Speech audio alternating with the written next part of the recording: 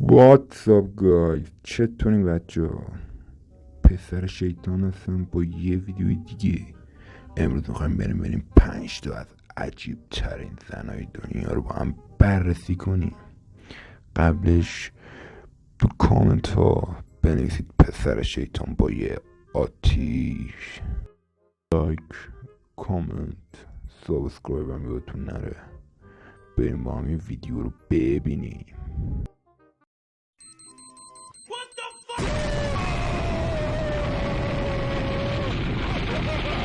نفر اول لیز خانم سری ترپ 26 ساله، پای اندازه درخت داره. این لامصب 1 متر و 33 سانت طول پاهاشه. یه پا زرافه یه برا خودش. بعضی موقع خبر اومده میفته دنبال زرافه های نره، پشمای زرافه ها میریزه و فرار میکنن از دستش. خانم ماهیانه 3000 تا 4000 دلار به عنوان مدل درآمد داره و زندگیشو این مدلی میچرخونه. پدرش 2 متر و 7 سانت و مادرش هم 1 متر و 92 سانت. برادر کوچیکیش هم 2 متر و 25 سانت قد داره و این سری خانم خودش 2 متر و 25 سانت. لامصب تیم ملی بسکتبال میتونن راه بندازن اینا. نفر دوم ناتالیا کوزنتسووا، معروف ترین بدنساز حرفه‌ای زن و شناخته شده ترینشون.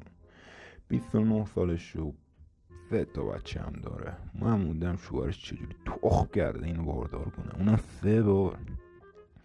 رکوردهای زیادی داره و این داداچمون 12 تا رکورد وزنه برداری برای اروپا و کلی رکورد دیگه داره.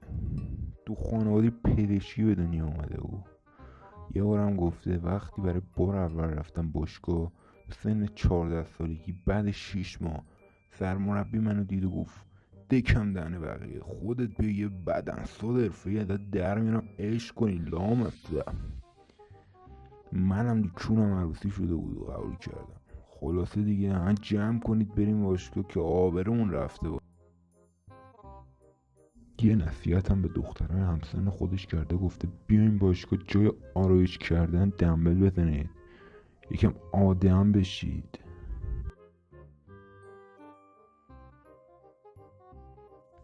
نفر سوم برین کمبه، 35 ساله، راپانزل ژاپنی هم بهش میگن. تقریبا این بنده خدا 15 سال آرایشگاه رو به چشم ندیده و قیچی میبینه جیغ میزنه. این بنده خدا اجازه نداشته موهاشو بلند کنه، چون توی تیم فوتبال دختره بود و براش عقده شده بود. برا همین یه روز شق میکنه و میره دهن جلوی همه میگه دهن سرویس من دیگه بزرگ شدم، موهامو کوتاه نمیکنم جاکشو، و تیم اخراج میشه. توی برنامه گفته بود که موقعی لباس عوض کردم موهام بهم گره میخوره، گو خوردن افتادم، ولی بعد از اون که گرابا میشن میخوام نگهشون دارم. طول موهاشم 180 سانت و از قد منم بلندتر. لعنتی. نفر چهارم ریز آناستازیا پروکشک، پشماتون نریزه، این واقعیه. بزرگترین گناه های دنیا با حالت 5 ریزون که دنیا رو تو شوک فرو برده. همه میخوان دکتر اینو پیدا کنن و دک دارش بزنن. البته قبلش کم فوش نخورده بنده خدا. این خانم که 20 سالگی به صورت طبیعی داشته، تا اینکه 1500 پوند پول مفت و گیر میاره و میره اولین تزریقشو میکنه و تا چند سال بعد 2100 دلار دیگه هم خرج میکنه تا این شکلی که در اومده در بیاد. توی این اینستاگرام هم 226,000 فالوور داره و عکسای خودشو پست میکنه و به فالووراش میگه شما هم بیایید تزریق کنید و بهتر بشید. یه سری عکس قبل و بعدش هم داریم با هم ببینیم.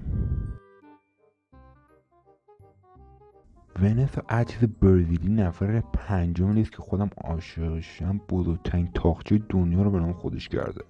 هر روز رژیم سختش رو از صبح شروع میکنه و 6 وعده در رو غذا میزنه تو رگ.